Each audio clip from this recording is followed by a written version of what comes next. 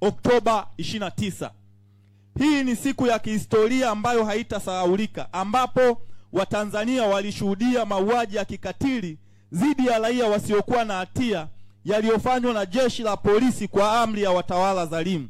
Katika wilaya ya Nyamagana, maeneo yaliyoathirika sana na mauaji hayo Oktoba 29 ni pamoja na kata za Igoma, Buhongwa, Mkolani, Nyegezi, Pamba, Isamilo na Mandu.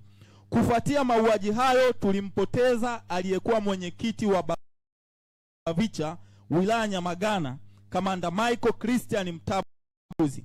Kwa takwimu tulizonazo ofisi za chama wilaya, watu X waliuawa na watu Y walijeruhiwa. Mheshimiwa Makamu Mwenyekiti, nimetaja hiki mkakati, nadhani taarifa unayo hapo, utaona mwenyewe figa.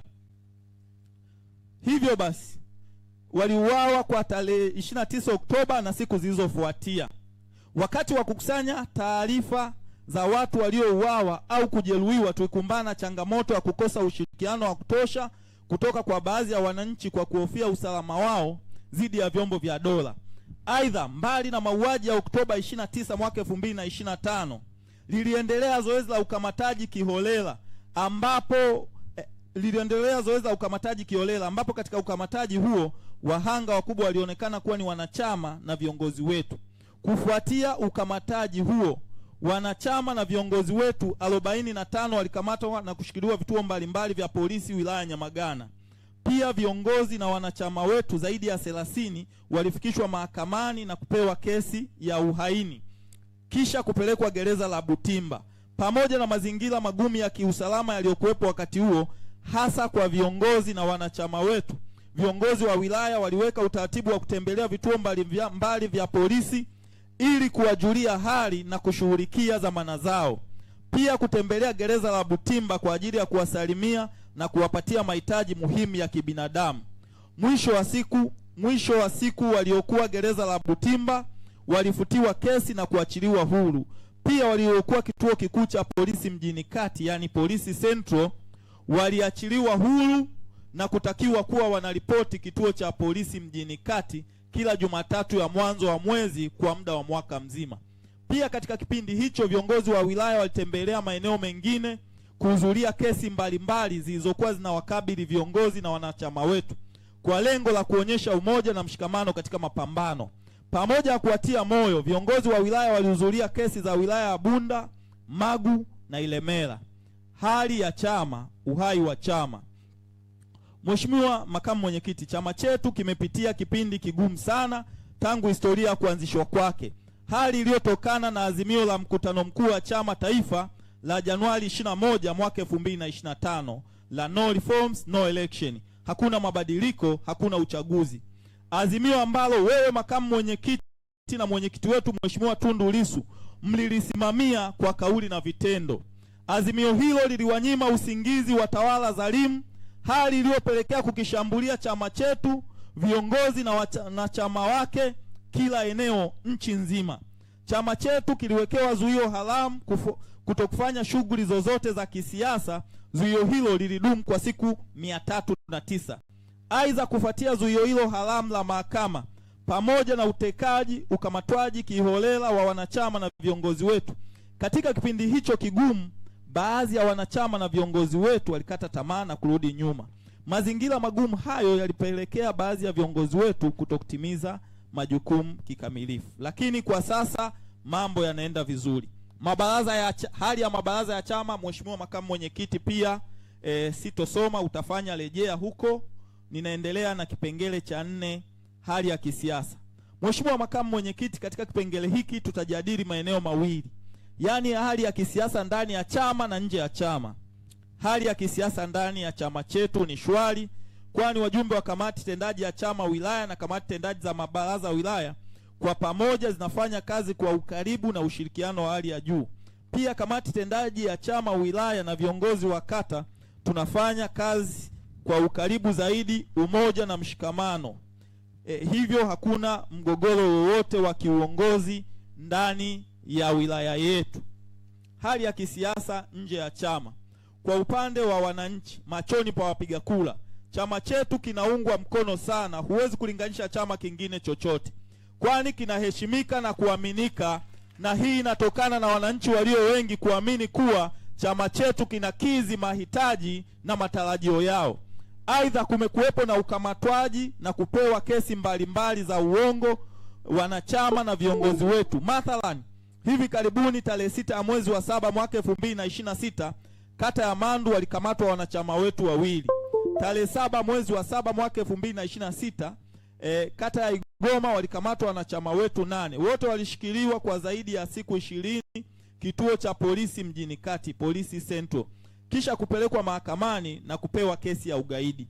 Kufuatia ukamataji kiholela unaoendelea, kamati tendaji ya chama wilaya baada ya mkutano mkuu huu inaenda kukaa kikao kujadili namna ya kuwa tunaenda kuwaona gereza la Butimba na kuwapelekea mahitaji mbalimbali.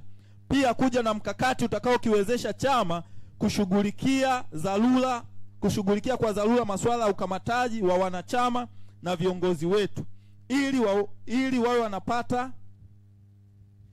wawe wanapata mahitaji muhimu ya kibinadamu kwa wakati. Namba 5, Chadema Family. Mheshimiwa Makamu Mwenyekiti, Chadema Family ni zana iliyoanzishwa na chama kama mkakati wa kuimarisha mshikamano wa wanachama, kuwaunganisha kuwa msingi wa familia ya kisiasa na kuhakikisha kuwa kila ngazi ya jamii kuanzia hadi taifa. Lengo kuu la Chadema Family kuwafanya wanachama kushirikiana katika kusaidiana wakati wa matatizo mbalimbali kama misiba, ugonjwa na majanga mengine. Wilaya Nyamagana tunao muundo wa Chadema Family. Muundo huo unahusisha viongozi wote wa kata ambao ni wajumbe wa mkutano mkuu wa wilaya. Pia kata mbalimbali kuna Chadema Family ambazo zinasimamiwa na viongozi wa kata husika. Zipo kata zinazofanya vizuri zaidi ukilinganisha na kata zingine, ni pamoja na kata ya Mkolani, kata ya Mandu na kata ya Maina. Ujenzi wa chama. Mheshimiwa Makamu Mwenyekiti, chama chetu kilitumikia zuio haramu la mahakama kutofanya shughuli zozote za kisiasa. Zuio hilo lilidumu kwa siku 309. Mara baada ya zuio hilo haramu kuondolewa, kamati tendaji ya chama ilikutana kikao chake cha kwanza na kuazimia mambo yafuatayo: 1, kufanya ziara kata zote kukagua uhai wa chama. 2, kufanya mikutano ya hadhara. 3, usajili wa wanachama. 4, na mwisho kutoa semina kwa viongozi wa kata. Kufanya ziara kukagua uhai wa chama.